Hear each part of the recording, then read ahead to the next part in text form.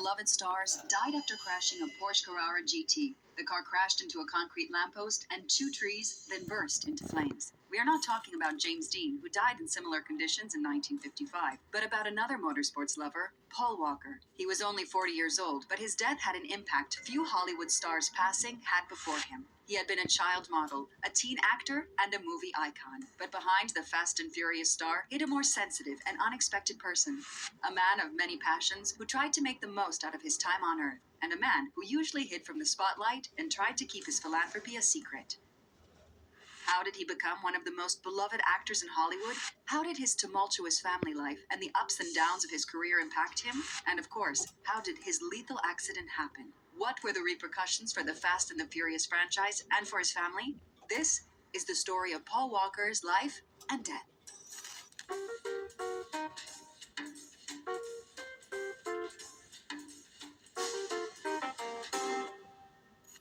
He was born Paul William Walker on September 12, 1973, in Glendale, California.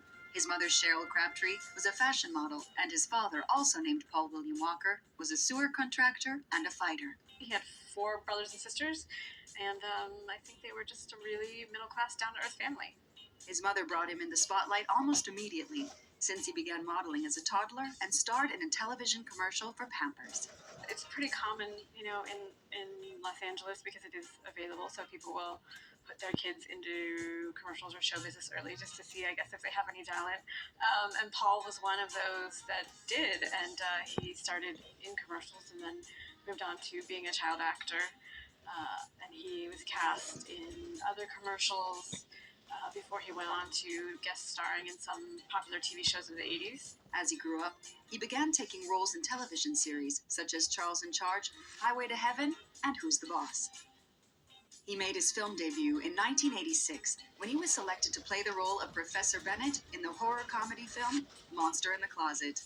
But his blossoming movie career didn't keep him from pursuing his studies. He graduated from Sun Valley's Village Christian School in 1991 and attended several community colleges in Southern California, majoring in marine biology, a field he chose not only because he loved surfing. He was a fan of the famous marine biologist Jacques-Yves Cousteau. He looked at him as an idol for the conservation work that he had done, and later that influenced him when he was able to do his own conservation work and really dedicate some of his work and studies to working with sharks and things that he did later on in life. I think it influenced him a great deal.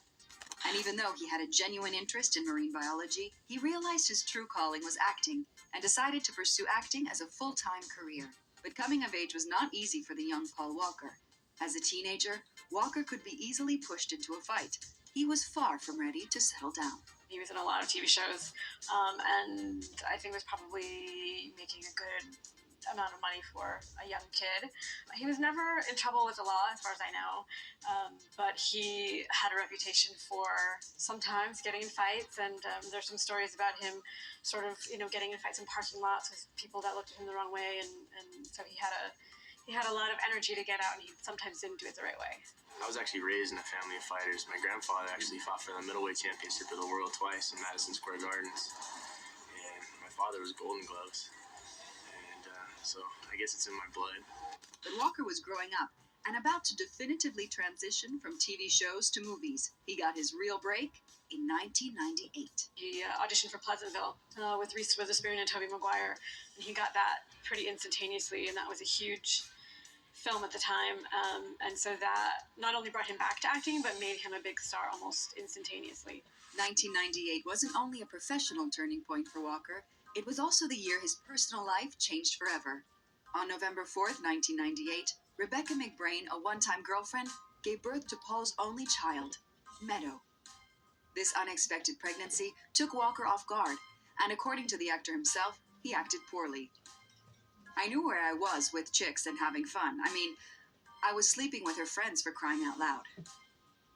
They separated shortly after Meadow's birth. The actor cared about his daughter, but his career kept him from fulfilling his duties as a father. I think there were a lot of complications with his stardom, was just really taking off then, and she was having a hard time with it. So she moved to Hawaii, and he did try to be present as much as he possibly could, but obviously the physical separation was difficult for them, and they didn't see each other that often. but he was very present in her life. And later on, she did eventually decide to move back to California and live with him. But he was, he was traveling a lot. He was very young, and he just wasn't able to, be as present as he wanted to with her. At the same time, his career was about to explode. He appeared as a supporting role in hit movies like She's All That, The Skulls, and Varsity Blues. And it really was a massive box office hit, and it was a massive cultural hit. And so I think that really pushed him into the next level. And the big international break happened in 2001. Paul Walker was chosen to play the protagonist, undercover cop Brian O'Connor, in the action movie The Fast and the Furious, the first installment of the franchise. He co-starred with Vin Diesel, who would become one of his best friends over the years. He and Vin were on that film together, and they ended up really bonding.